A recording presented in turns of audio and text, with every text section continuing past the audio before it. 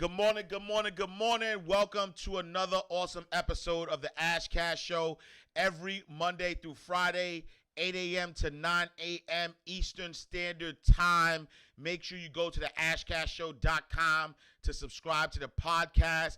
Make sure you go to ashcashtv.com to see it live and to also subscribe to exclusive content from a video perspective. So go to the ashcashshow.com or ashcashtv.com. If you haven't listened to the bonus episode that we dropped on Saturday with MG, the mortgage guy, he is dropping so much jewels. So make sure you go to the ashcashshow.com to check that out. We have another awesome episode that's coming this Saturday. I'm not gonna tell you who it is yet because I gotta choose because I got a couple of interviews in the can. But definitely tune in. Make sure you go to the ashcashshow.com. Apply for or not apply, but look at the join. Subscribe to the podcast so you can stay up to date. All right, let's start with the markets first. As of close of business yesterday, everything was up except gold. So NASDAQ was up 0.59%.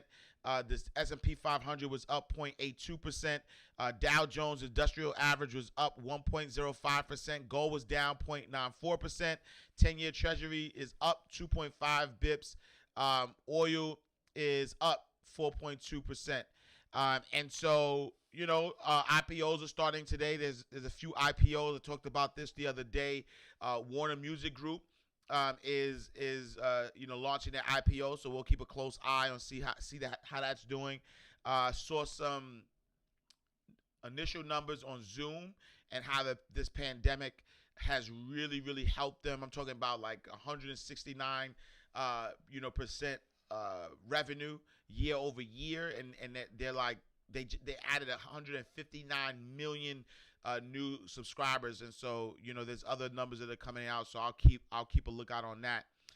In today's news, Minneapolis Police Department, they're going to undergo civil rights investigations, and so the Minnesota Department of Human Rights is launching a civil rights investigation into Minneapolis Police Department.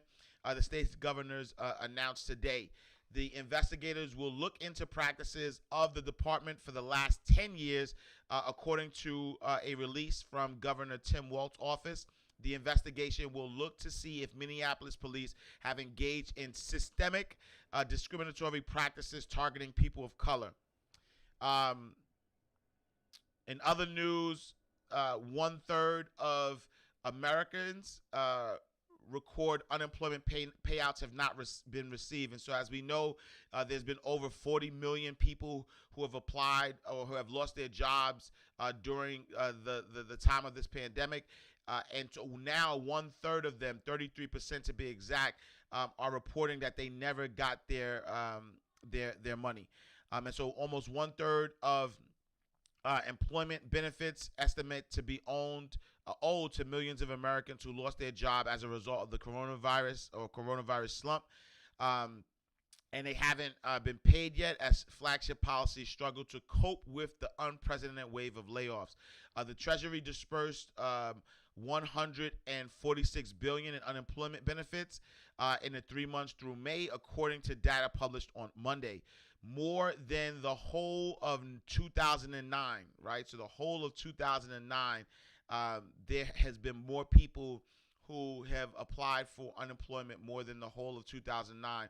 And then, so that was the highest that we've seen because around 2009 was that great recession that happened. And so there's definitely, this is unprecedented times, to say the least. But even with that historic figures fall short of a total bill that should have reached about $24 billion for the period, according to Bloomberg calculations based on weekly unemployment filings, the average size of those claims. We know yesterday was the blackout, and so that's why we didn't air yesterday. But I did remind people via my email, via my social media platforms, that yesterday was a Super Tuesday, and so thank you for those who went out to vote. And so if your city or your state had voting, please make sure that you exercise your right. Exercising your right doesn't mean that you have to vote. exercising your right says that just know that you have the right to vote, and whether you decide how to exercise that right. I think freedom is freedom. I don't think anybody should ever force anybody to do anything, but at the same time, just understand why you're doing something or why you're not doing something. Don't just do it or don't do it because somebody told you. Do your research, understand how things work, and understand what works for you and your greater community. At the end of the day, but Joe Biden, he sweeps all 7 presidential primaries. So Joe Biden has scored a clean sweep of the 7 state conducting Democratic presidential primaries on Tuesday. Not at all surprised, given the presumptive Democratic nominee has no active opposition. Yet the delegate haul is important to Biden's goal of gaining enough delegates to claim the Democratic nomination before the party's summer convention. Tuesday's result may leave Biden just short of the 1,991 delegates he needs, but primaries next week in Georgia and West Virginia could put him over the top. Of Tuesday's elections, Pennsylvania's could add the most delegates to Biden's count. He also won contests in Maryland, Indiana, Rhode Island, New Mexico, Montana, and South Dakota. Also choosing a nominee Tuesday are voters in the District of Columbia, and those are pending. I want to go back, right? So we talked a little bit about the Minneapolis Police Department undergoing civil rights investigation. And I was really, in the beginning of the blackout yesterday, I was somewhat confused. I'm not gonna lie to you, because in the beginning, or I want to say Monday, right? So Monday, when the words were going out about what was happening with the blackout. At first, I thought it was only going to be the music industry, so that's why I was like, okay, great, it's just the music industry. Woke up, business as usual, and then I was getting mixed messages from people that I respect or whatever the case may be. So I was like, all right, you know what? Let me join in solidarity. Then my sister Amber hit me and was like, yo, fam, this ain't the best day, right? This ain't the best day to for you to black out, right? Because there's voting going on. You know what I'm saying? And so I realized that, but I do realize that in the same breath that there were a lot of people who did get the message, right? So people who were making sure that they were blacking out, but then also our non-black brothers and sisters also have to join into the fight. And so I want to be clear about something too, that when people talk about the whole our lives matter too and all that stuff, I don't even pay attention to that, because I heard this perfect analogy the other day. Is like a house being burnt, right? It's like, if there's a house on fire and the fire department comes in and they're putting all their energy towards putting the fire out of the house that's burning, why would the house that's not burning say, well, my house matters too? That's like an ego thing. Well, like, of course your house matters. If your house was on fire, you know what I'm saying? If your house was on fire, of course your house matters. You know what I'm saying? But your house is not on fire, right? It's the other house that's on fire. And so I'm laughing because I have it's mixed messages, right? So I have these conversations with my wife all the time. And so every time I use something that she says, I don't know if she want me to give her credit or not, because she don't want me. I don't know. I'm confused. But so that's why I said it's a conversation I had. But then she come peeking out, looking and smiling because I'm using her stuff. I use her stuff all the time, right? Because that's like, I talk to her all the time. We have conversations, so I'm gonna use her stuff. But she uses my stuff too. But whatever. All right. But either way, yeah. So it's just like a house burning, right? And so if the house that's burning is on fire, and the house that's not burning is not on fire, then why does it matter that the fire department is not putting out your house? So I don't really subscribe to when people are like, oh, all lives matter or whatever. That's just like a what do you call it? Like, that's just ego stuff, right? But I also want to be clear that there are I believe that as it comes to the black community, if we're relying on others, right? If we're relying on other communities to save us, then we're not going to get saved, right? And research shows this, right? Research shows that we're not the only oppressed group that has come out of America. There's been other oppressed groups, but even within the oppression, these groups gain power within their groups, and that's why the oppression stopped. Does that mean though that they didn't have allies from other groups? No, right? And so I'm saying this to say that there's a lot of I don't have a lot, but I have friends who are not black, right? Yeah, right. I would say a lot, but I have friends who are not black, right? But does that mean that because my friends who aren't black can't support in the movement of supporting black community? Absolutely not, right? Because if you read Powernomics, it's saying buy black, or buy black but sell to everybody. We're 13-14% of the economy, so you're not gonna. You can, right? Because when you think about our spending power, 1.5 trillion, we would be the 16th largest.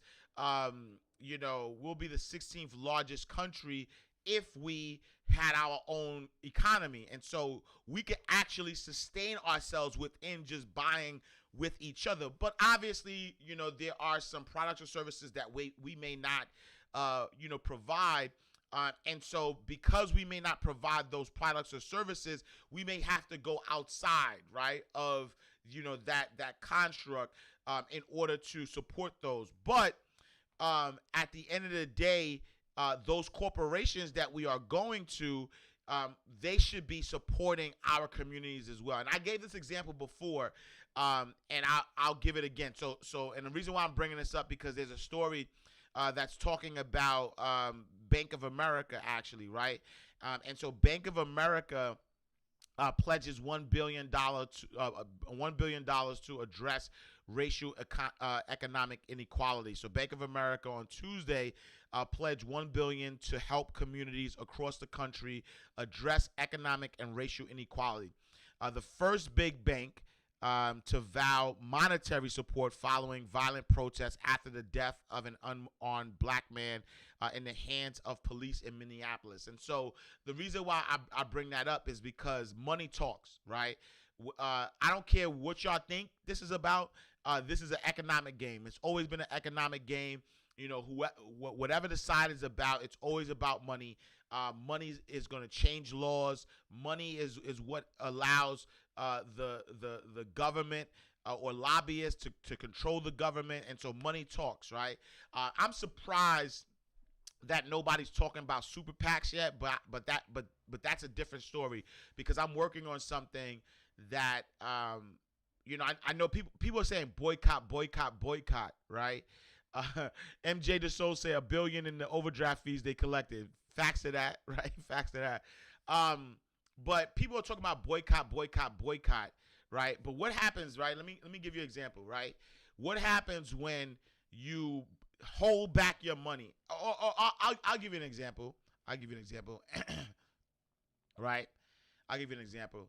What happens when I say go on a diet, and I could tell you this from facts, right? From experience.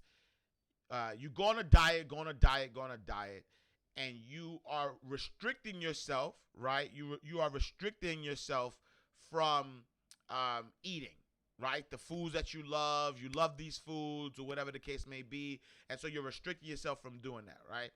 And so as you're restricting yourself from eating these particular foods, you are either restricting yourself for a period of time until you hit a certain weight, whatever it is, right? There's a goal in you saying that you are going to restrict yourself from eating.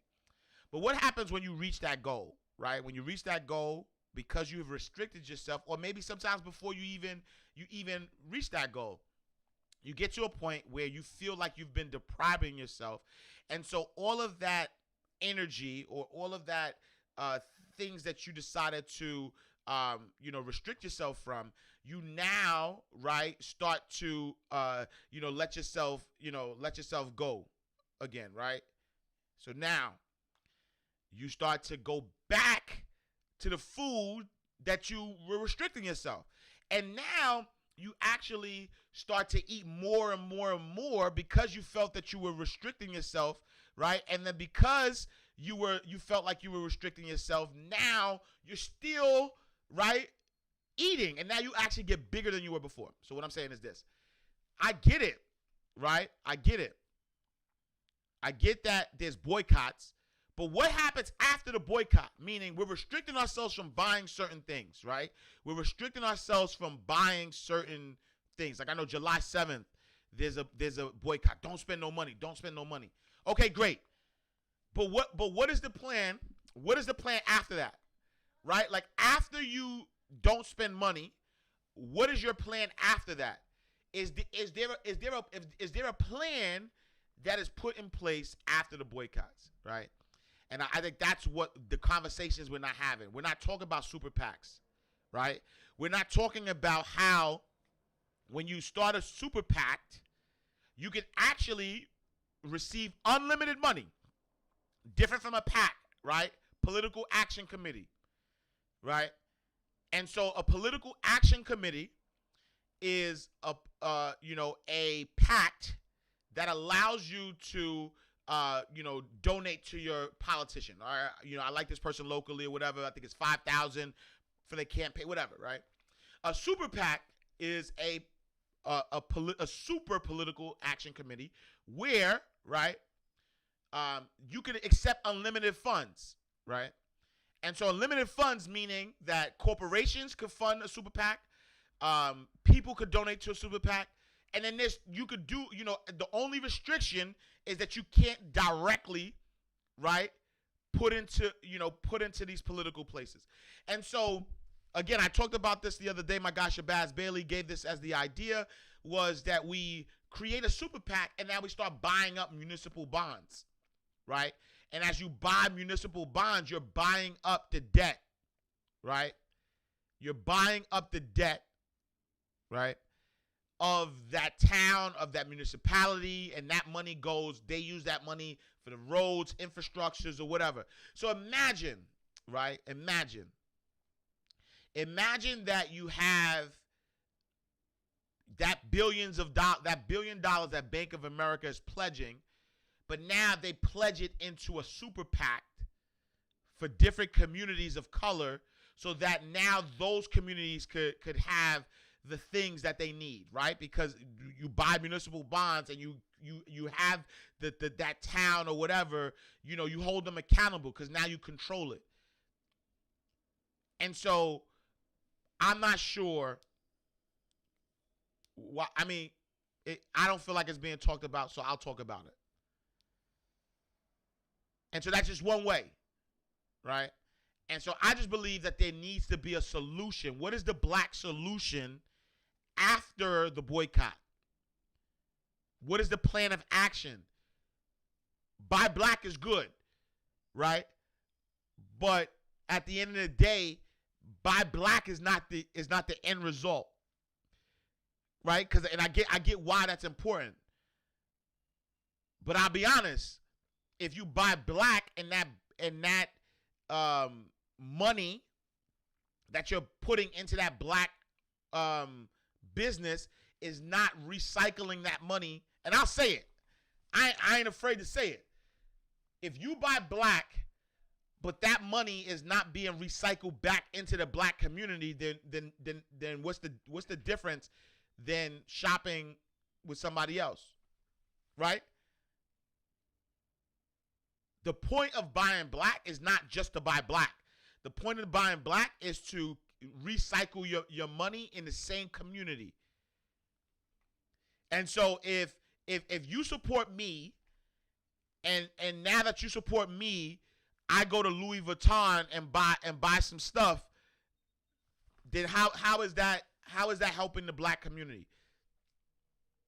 But if you support Ash Cash, and Ash Cash has a black CPA, Ash Cash has a black lawyer, right? Ash Cash is hiring black people, right? Then that money that comes to me is being cycled back into the black community, right? And so I just want to be clear that boycott one and then buy black is not the end result.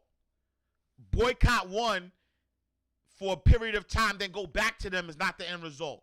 There needs to be a more strategic plan. We need to be looking at super PACs, right? And finding out how we could buy municipal bonds so we could control our local city and state governments. We could control those. Number one. Number two, we need to hold our community accountable, right? Hold our community accountable. And I gave this example the other day. So I used to live in Westchester County in New York, right? And in Westchester County in New York, there was a Target that was right in Mount Vernon, right? And obviously Target is not a black-owned company, right?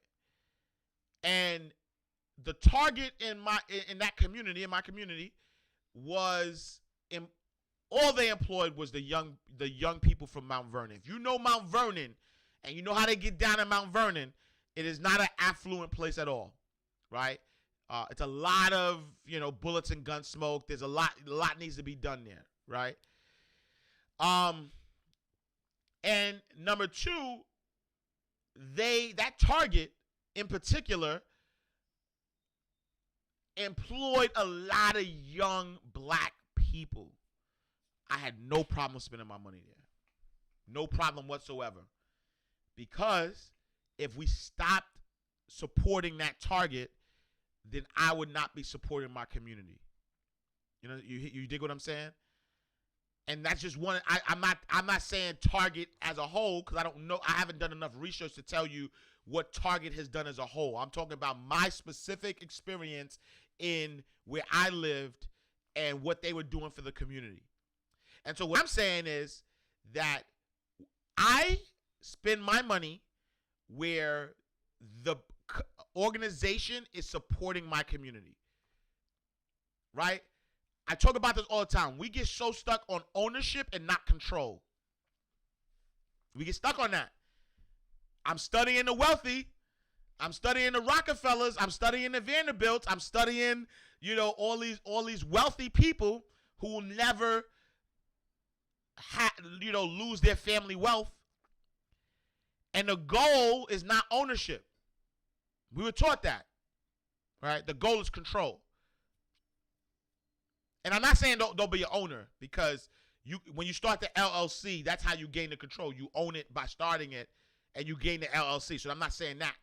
But own everything, control, right? Own nothing, control everything. And so what I'm saying is it's about control. And so I get it, right? If I support a Target and Target is employing the people in my community, then I'm supporting my community.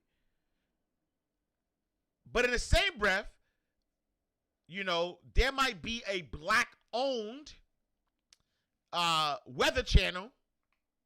No shot at Byron Allen. I'm using this as an example. No shot. But if I'm supporting the black-owned Weather Channel, but all of his board of directors, and I don't know this to be fact, so there's no shots. I'm just using this as an example. But if all his board of directors are white, and all of that, he's supporting that community, then how is me supporting somebody because of the color of their skin helps me and my community in a larger scheme of things? So I just want to give you a different perspective on things, right?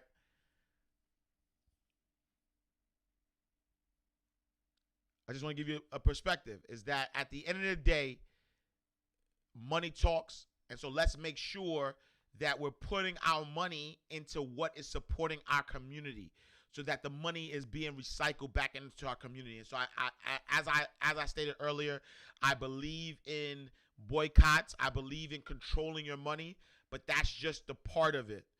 What is the second part? Where does that money go? What do we do with it afterwards? And I think that's the point. All right, off my soapbox. In other news, in Jay-Z news, so Jay-Z takes out full-page newsletter ad across the U.S. In dedication to George Floyd. And so Jay-Z and Roc Nation family have taken out multiple full-page ads in newspapers across the United States in honor of George Floyd, whose death while in Minneapolis police custody has sparked nationwide protests over racial injustice. The ad, which was shared on Roc Nation's social media page, quotes a passage from Dr. Martin Luther King Jr.'s 1965 address in Selma, Alabama, right? Only way we can really achieve freedom is to somehow hunker the fear of death.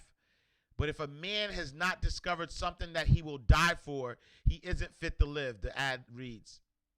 Deep down in our nonviolent creed is the conviction that there are some things so dear, so things so precious, so things so eternally true that they are worth dying for. A man dies when he refuses to stand up for that which is right, it continues. A man dies when he refuses to stand up for justice. A man dies when he refuses to take a stand for which is true. So we're going to stand up amid horses. We're going to stand up right here amid the billy clubs. We're going to stand up right here amid police dogs. If they have them, we're going to stand up amid tear gas. And so I thought that was powerful, but I'm not ending that there. You know what I'm saying? I'm not ending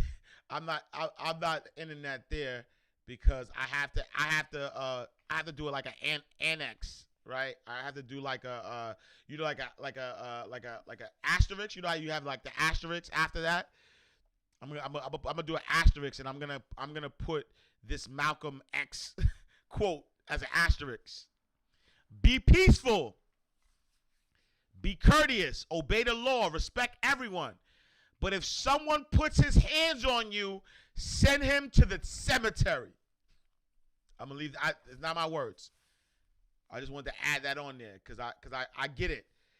I get it that a man dies when he refuses to stand up, and we're gonna stand, amid the police dogs, amid the, tear gas, amid the billy clubs. But brother Malcolm, let's not get that confused either. Brother Malcolm, be peaceful, be courteous, obey the law, respect everyone. But if someone puts his hands on you, I'll leave it there. All right, I'm going to open it up. I appreciate y'all. I'm going to open it up for any questions that you guys may have. If you have any questions, right? So if you're watching live, salute to all my folks that are on, all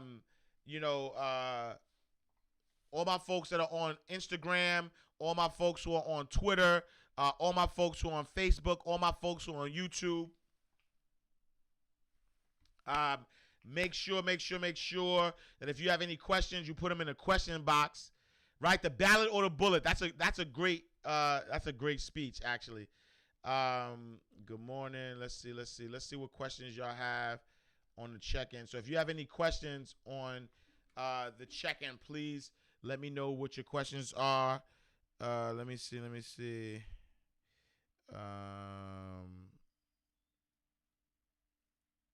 All right, let's see what questions y'all got. Good morning.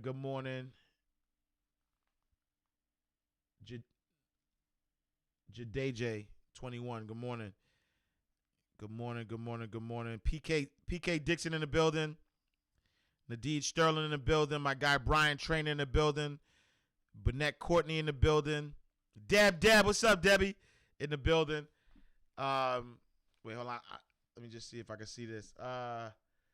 Back to the PACs. Do you have any tomato research? I'll volunteer. I'll get you some, Martija. So Martija was asking about the PACs because I'm actually working on something. I'm actually working on getting the people, because I have friends who are deep into knowing how to start PACs. So I'm actually reaching out to one of my guys now to really be able to help with that process. So I'll definitely get back to you as it relates to that. But also with a plan, right? So I mean, if y'all know me, y'all know I'm not the one to be like, hey, what's the solutions, blah, blah, blah. At the end of the day, if there's a problem and I have a way to help with that solution, whether it's education or whatever, I want to point people in the right way. Because also, my fast shout to my OG Jab.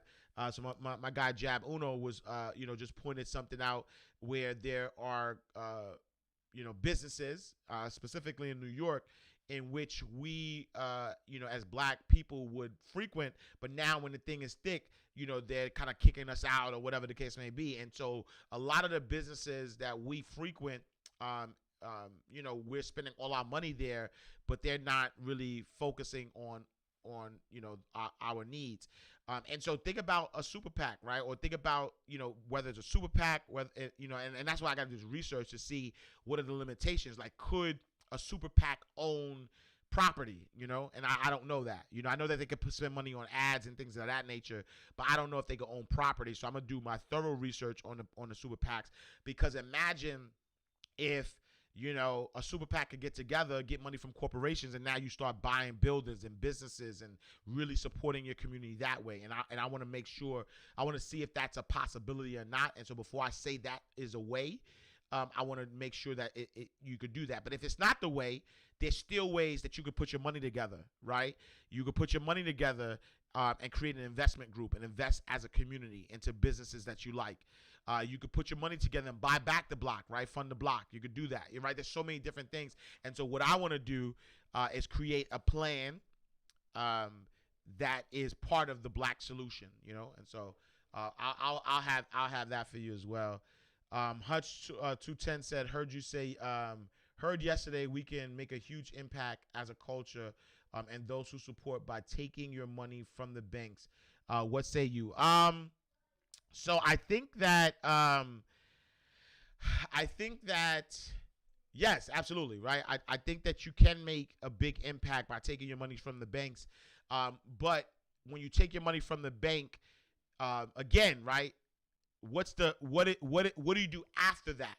It's one thing to do one thing, but what do you do after that? Meaning that what do you do after you take your money out the bank? Do you put it in another bank? And if you put it in that other bank, is that other bank really supporting the community? Right?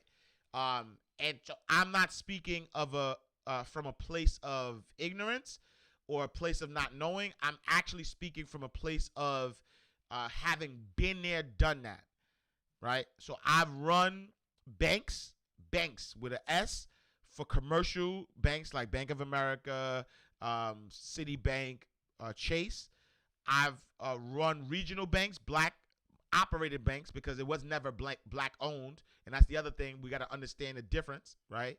Is that if a bank is trading publicly and anybody could buy it, it's not really black owned, but it was black operated, which means the black people had the control. So I'm not gonna sit here and lie, because the board of directors were black, right? And so that's why I said ownership is not greater than control, right? Control is the greater good.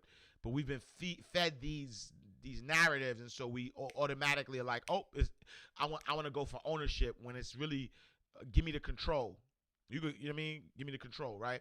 And so at the end of the day, I've worked for a black controlled bank. I've also worked for a black-owned credit union. And so at the end of the day, what happens is if we take all our money out of these larger institutions and put them in black banks, you have to just make sure, like, you need to find out what is that financial institution doing. It's not good enough in no aspect, though, is what I'm saying. Like, I'm saying in no aspect is it good for us to go in blindly. We have to hold people accountable. We have to hold financial institutions accountable. We need to hold businesses accountable. If I'm giving you my money, what are you doing with that money? It's not okay to just give your money and then sit back and say, go ahead, you got this. I know you have my best interest at heart. No, I want accountability. I want to make sure. You know what I'm saying? Like, I want to make sure you have my best interest at heart. And so, okay, great. What's after, though? We were missing it, right? There's a period, right? A period ends the sentence. Take my money out of the banks comma, give me the rest of the sentence, and then I'll tell you if it's a good idea or not. A period ends the sentence. Boycott these businesses, comma, what's after that? Period ends the sentence. I want to know what's after that. I want to know after the comma, what is your suggestion after the comma? And it can't just be take the money from there, put it in black businesses. Not for me, at least. Because I know a lot of black businesses that are not doing good. And when I say a lot, I'm just saying I know black businesses that don't do good for the community. Right? Like I know black businesses that the black community has made rich, but then that money that they use, they're at, you know, they're not at the black owned Rolls Royce dealer buying their Rolls Royce. Right? They're not supporting the community. So buy black period is not enough for me. That's not enough.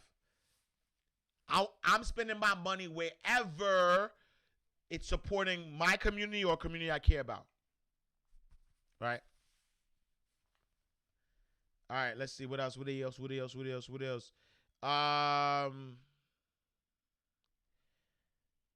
So AUE Lock says, where should one go to reach for search for existing super PACs in their city? I'm gonna bring somebody on that's gonna help with that because I don't know the answer to it. So I'll find out. I'll probably do a live. I'm gonna hit my guy up. I'm gonna see if we could do a live.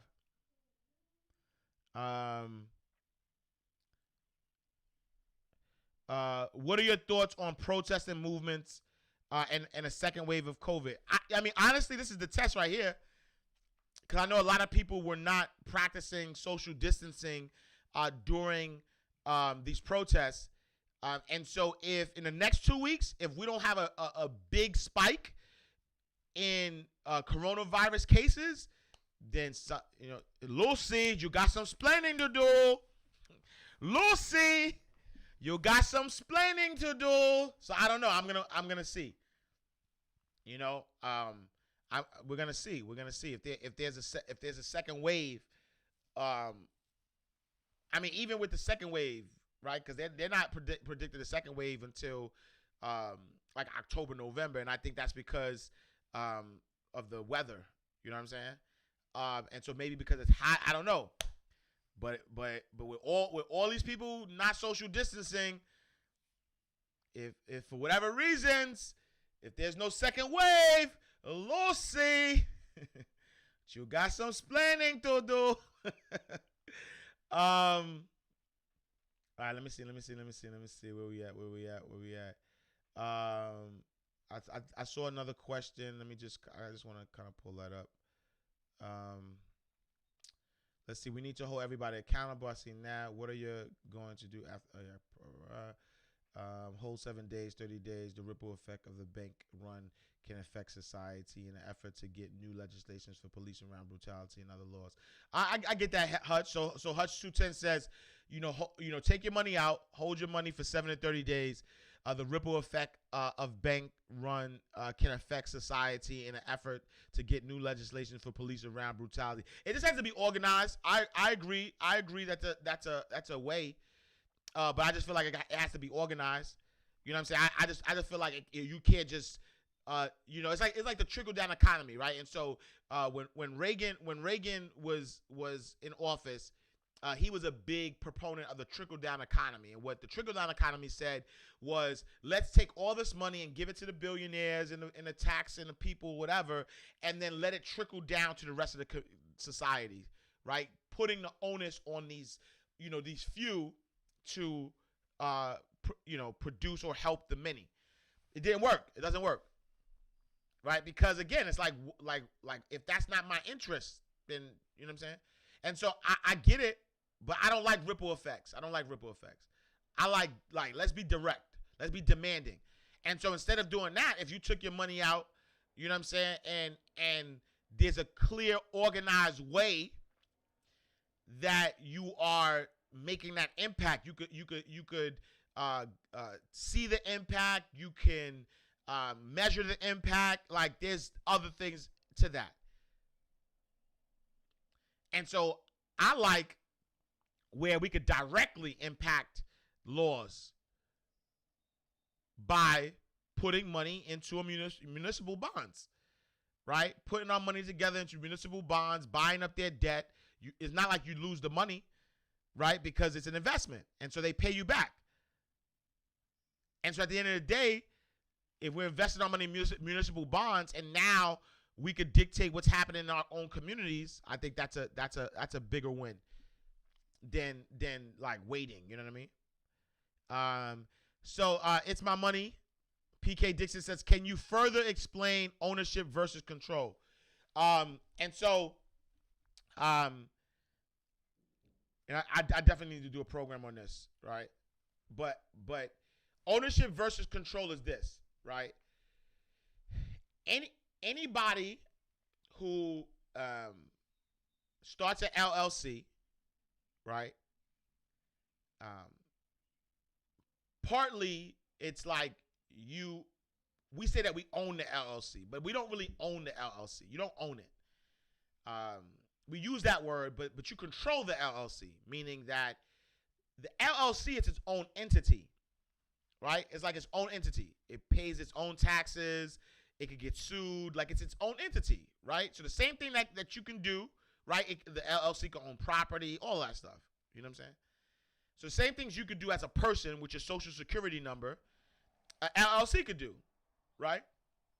The LLC is protected by law. Like there's laws that protect the entity, right? And so the LLC literally is its own entity. And so if you own it, meaning that you started it and you have full ownership of it, 100% ownership of it, then you control it, right? And so now, because you control it, you can tell the LLC what to do. And so as it relates to protecting you as the person, let's say, you don't necessarily have to own anything in your name, right? Like you don't necessarily have to own anything in your name. You can literally start an LLC, let the LLC own everything. You live through the LLC, but the ownership, but you as an individual have no money, have no assets, nothing, but you can still live the life that you want. The important part of that is, number one, it's easier to transfer wealth when you are not, when your wealth is protected, that asset is protected. From that perspective, right? From that perspective, that's one way of owning, own nothing, control everything. The other part of it is let's say politicians, right? When we talk about these municipal bonds. If you or super PAC, let's go super PAC first, right? You start a super PAC, and in starting your super PAC, you are now dictating who you want to put into office. You don't own the politician. You don't own the politician, but you control them because you're giving them the money, right? And if they don't do what you say, you pull your support because they need that support, right? And so that's the difference between ownership and control. It's always control is greater than ownership is what I'm saying. If somebody owns something, but somebody else has control over it, does it really matter, about the ownership? Ideally, though, we want to have both, right? Ownership and control if it serves you. Right? Municipal bonds. You put your money into a certain municipality, and then in putting your money in that municipality, now you control that, that city, that town, that state. Right? It's control over ownership. That's what the wealthy do. The wealthy control stuff. Own nothing, control everything. That's Rockefeller. I'm not talking about Jay-Z. All right. Let's see what else. We got a few more minutes. Let's see. I think the real Scott Randall said, I think it's because of the elections, not the weather. So it's because of the elections. That's why COVID stopped. I don't know. Isn't there more challenges buying property as a black person? I think that. Oh, so that's a great question. I pulled out this book because I meant to talk about it, right? So, yes, right. So there's a book called The Color of Law by Richard Rothstein, and so The Color of Law, right?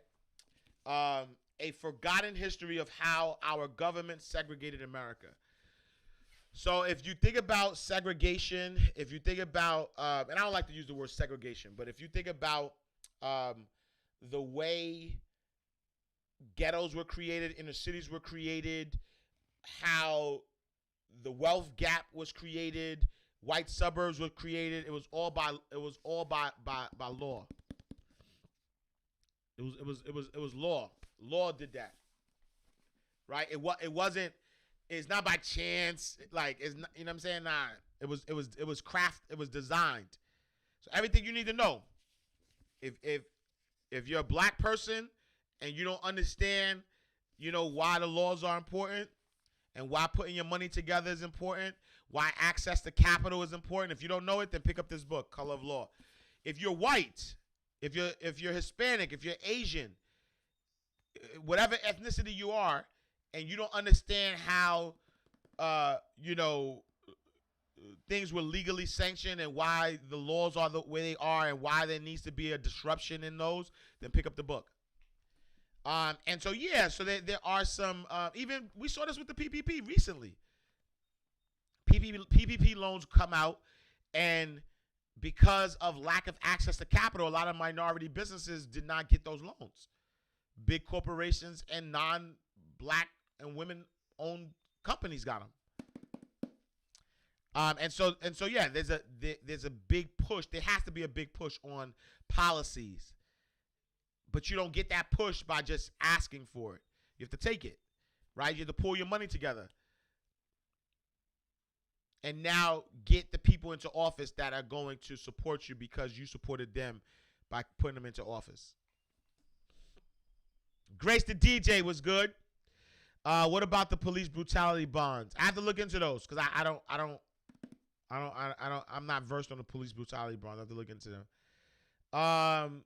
Bilingual Beginnings says Kwame True, aka Stokely Carmichael, said, "We are a mobilized society, not an organized society. We must learn to sustain the mobilization." Right? Okay. Organized. Exactly. Organized to mobilize. We are moving ahead of that.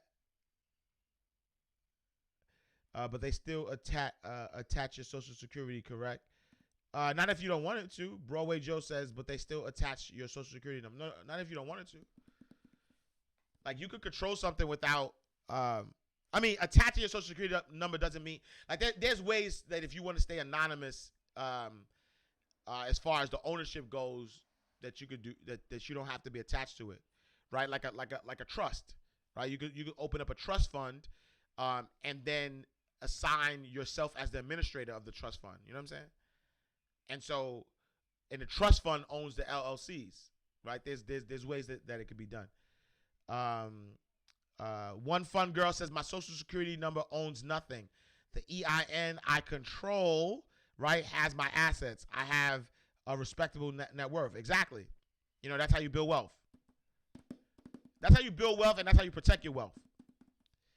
All right, Broadway, you get a tax ID. Well, trust and believe. This is deep info. Where can we find reputable black orgs and resources that can inform and direct our financial protests? I'm working on something, because before I recommend anything, I want to make sure, or I want to vet it out. And so I'm in the process of just kind of vetting out some black orgs, or some orgs in general, as we start thinking about where to put our resources. So give me a sec. I'll work on that.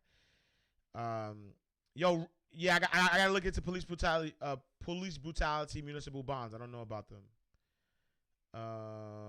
Let's see. All right, let me see. I got a few more minutes left. Let me look. Jamal Griffin says, "Are there any good books on how to use and benefit from LLCs?" Not that I know of, but I'm working on I'm working on it because I think that's a yeah, I think we need that secret out. That was a secret held by estate planners and lawyers and CPAs, but I think that the secret needs to get out. So we're working on it. Let's see. What's up with giving circles? um. So Nikki Nicole W asked, "What's up with the giving circles going crazy? Are they real? A scam?" I'll be honest. I've had some people that I respect. Like, I'm talking about respect on another level, approach me about the giving circles. I've had people that I highly respect. I'm talking about like my big homies, like people who have money, influence, like people that like people that I might call my mentors even, have approached me about the giving circle. Me personally, it just goes against what I believe. Where I believe that if I'm giving my money, that I want to give my money for a product or service, right? So this is what I believe, right? I believe that there's 4 types of people on this earth: consumers, producers, investors, and philanthropists. And I try to separate those, but put them together, right? And what I mean by that is that if I'm going to be a consumer, meaning if I'm going to spend my money, then I'm going to spend it on stuff that I need. If I'm going to produce something, I'm going to produce it to get back the money that I spent being a consumer. If I'm going to invest it, I'm going to use my money to work for me. And if I'm going to give away money, then I'm just going to give it away on something that I believe, or the church, the masjid, somebody that I support or whatever, right? With the giving circle, it's sort of like putting your consumerism, your philanthropy in one space, right? You give money as a consumer, and then you get money back. It's just a weird thing for me, and there's no product or service being exchanged, which by definition is a pyramid scheme, right? There's no product or service, and the only thing that you're getting, you get people to give, and then as the people give, then you get it's a cycle, right? It's a pyramid scheme, and I'm not, because like I said, I'm not being critical of it, because I've had people that I highly respect, speak to me about these, right? So online susus, right? So if you're from the Black community, Caribbean community, you know what a susu is, and my mother did susus all the time. But within her job, right? And so I think, yeah, it's like an online susu. If you're comfortable with it, then do it. I wouldn't necessarily say it's a scam, because, like I said, the guy it was 2 people who I highly respect, came to me about it. And I respect them, and they're bringing in other people who are highly respected too. And so the odds of somebody not paying is likely or whatever, but I'm good. So, all right, time is running out. Last time I didn't get off on time, and Instagram kicked me out. So today I'm getting off on time.